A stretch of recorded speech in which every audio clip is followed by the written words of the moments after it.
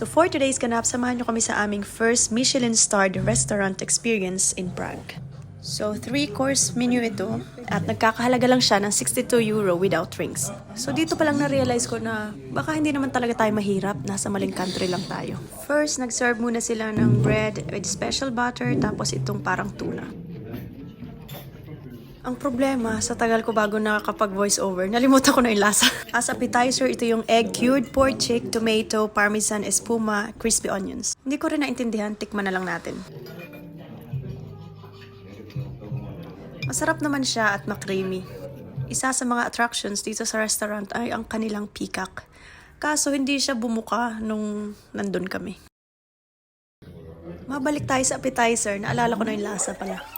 Ano pala siya, parang lasagna na creamy, ganon. After ng appetizer, sumunod na agad ang main course. At ito yung veal fillet, kumquaboshi, radisyo, hibiscus. Bakit parang magician? Abracadabra na lang kulang.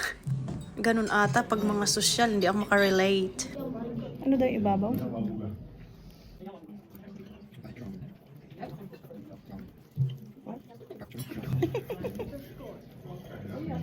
Ba't nga hindi tayo tinanong?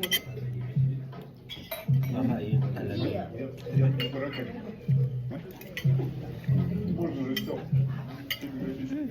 This is sweet. After ng main course, diretso naman tayo sa aking favorite part, ang dessert. Ito naman ay yogurt ice sa Bayonne strawberries. Masarap naman. Tignan mo. Parang di ka sure. Masarap.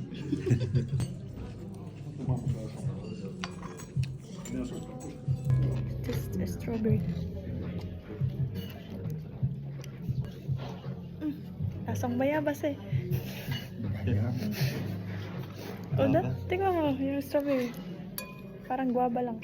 Just good.